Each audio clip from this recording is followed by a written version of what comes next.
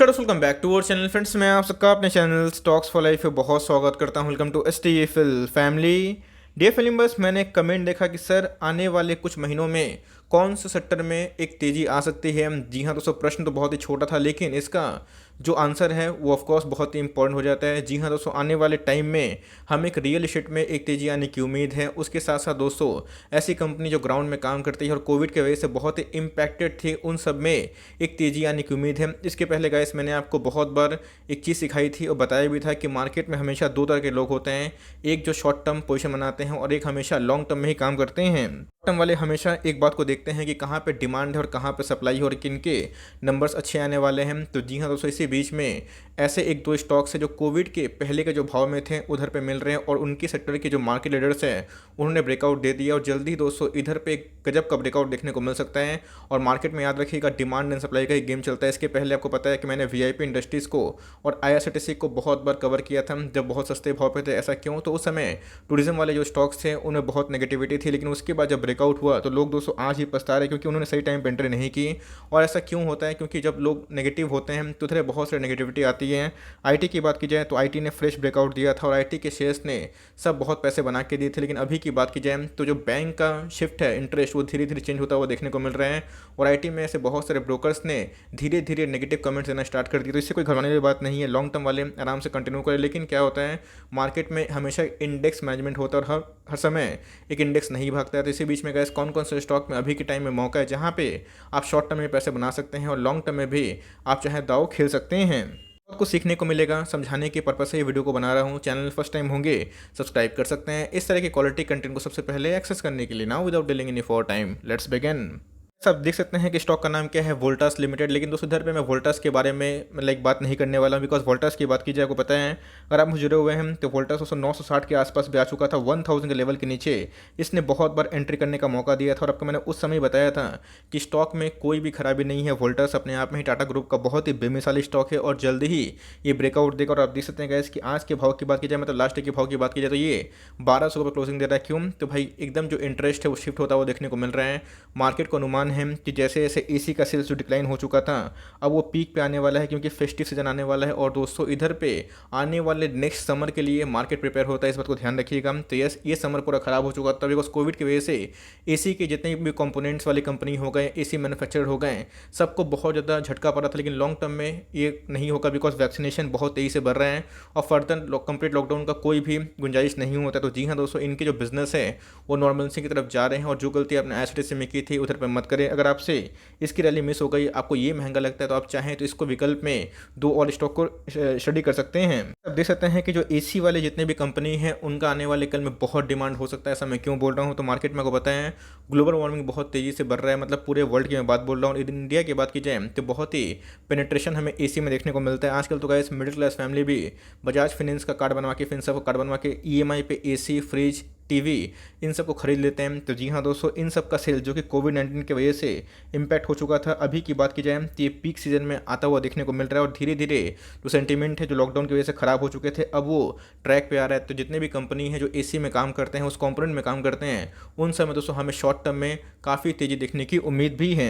इस वोल्टास मिस हो गया, कोई दिक्कत वाली बात नहीं है। आपके पास वर्लपूल ऑफ इंडिया में अच्छा खासा पोजीशन बनाने का मौका अगर आप देखें तो साल भर में इसने अभी तक नेगेटिव रिटर्न डिलीवर किया। वैसा नहीं है कि हमेशा नेगेटिव रिटर्न डिलीवर करेगा। इसके पहले आपने देखा कि आईआरसीटीसी भी 8 महीना कोई रिटर्न नहीं दिया, उसके बाद 3-4 महीना में ही इसने बम्पर फाड़ के पैसे बनाए थे। इसी बीच में गैस हमें देखना है कि कौन सी कंपनी में अभी के टाइम में अच्छा डिस्काउंट मिल रहा है और लॉन्ग टर्म में अगर आप उसको होल्ड करते हैं, कम से कम 8 दिन नहीं 8 महीने 6 महीने अगर आप होल्ड करते हैं, साल भर होल्ड करते हैं, तो वो क्या प्राइस मिल सकता है। इसी बीच में मुझे लगता है इसके इधर पे वर्लपूल में अच्छी खासी मार्जिन मिलने की उम्मीद है।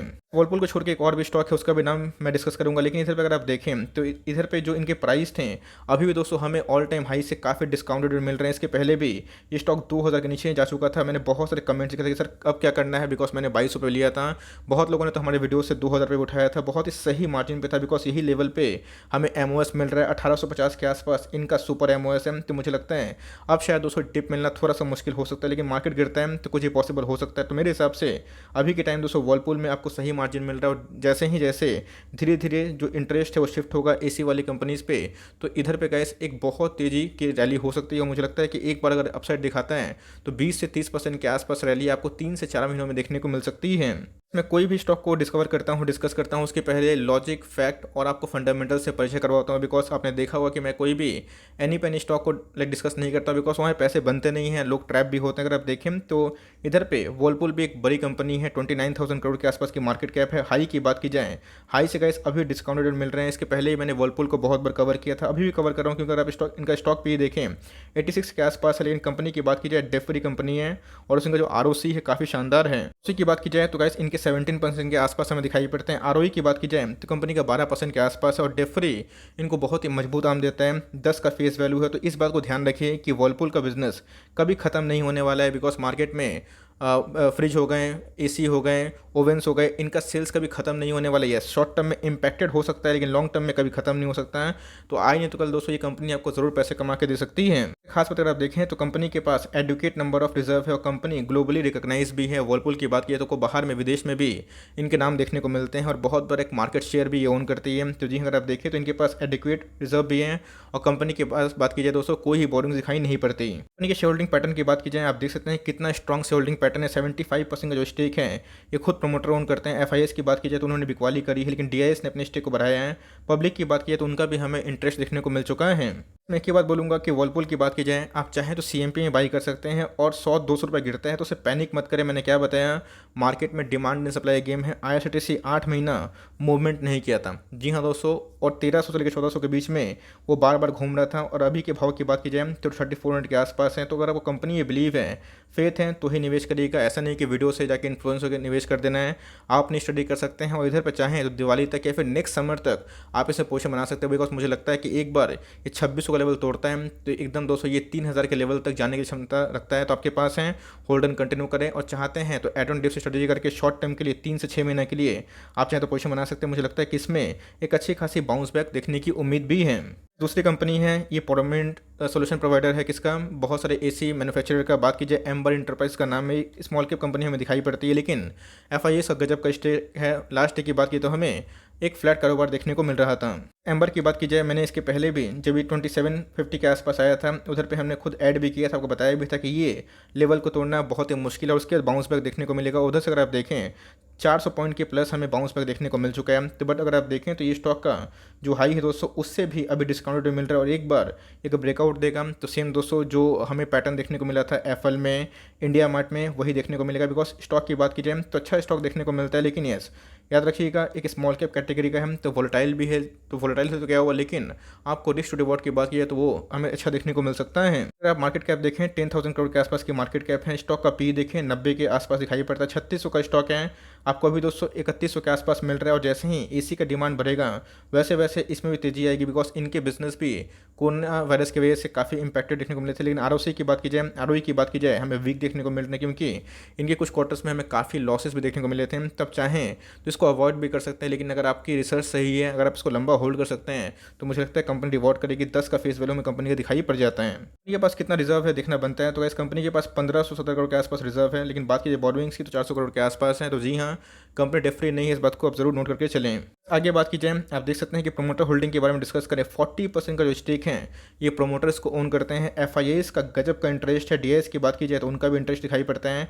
पब्लिक ने भी दोस्तों अच्छा माल दबा के उठाया हुआ है। तो मेरे हिसाब से स्ट्रॉन्ग फंडामेंटल्स की बात की जाए तो वर्लपूल में हमें वो देखने को मिल रहा है। और इसकी बात की जाए तो रिस्क रिवॉर्ड में हमें एक सही दिखाई पड़ रहा है, लेकिन स्मॉल कैप है तो मेक श्योर अगर आपको रिस्क लेना है तो आप एम्बर में निवेश कर सकते हैं, लेकिन मेक श्योर आपको लंबा होल्ड करना पड़ सकता है। लेकिन वर्लपूल की बात की जाए तो इनके फाइनेंशियल्स की बात की जाए, इनके बिजनेस की बात की तो काफ़ी हद तक स्टेबल भी है, रिकॉग्नाइज भी है। तो मेरे हिसाब से आप चाहें तो वर्लपूल में निवेश कर सकते हैं। अगर आप थोड़ा सा रिस्क ले सकते हैं, अफोर्ड कर सकते हैं, तो मेरे हिसाब से आप चाहें तो एम्बर में भी दाव खेल सकते हैं। बिकॉज जैसे जैसे सेंटीमेंट चेंज होगा वैसे वैसे इनके सेल्स भी चेंजेस या फिर अपग्रेड देखने को मिल सकते हैं। आई होप मेरा एफर्ट आपको अच्छा लगा। दोनों में से आप किसको चुनेंगे कमेंट बॉक्स में जरूर बताइए। चाहें तो वोल्टास को अभी के टाइम में अवॉइड भी कर सकते हैं, बिकॉज ऑल टाइम हाई पे हैं। लेकिन इसी बीच में गाइस मैंने आपको लॉजिक समझाया कि कहाँ कहाँ पे अभी के टाइम में मौका बन सकता है। अगर मेरा एफर्ट आपको अच्छा लगा तो वीडियो को लाइक कर दीजिएगा। चैनल फर्स्ट टाइम होंगे तो याद से सब्सक्राइब करना भूलिएगा। फर्दर कोई डाउट उसको ड्रॉप कर सकते हैं, कुछ रिव्यू चाहिए उसका नाम भी ड्रॉप करना भूलिएगा। I would love to make a video on your demand guys. मिलते हैं जल्दी ही, तब तक के लिए bye. Thanks for listening friends, God bless you all.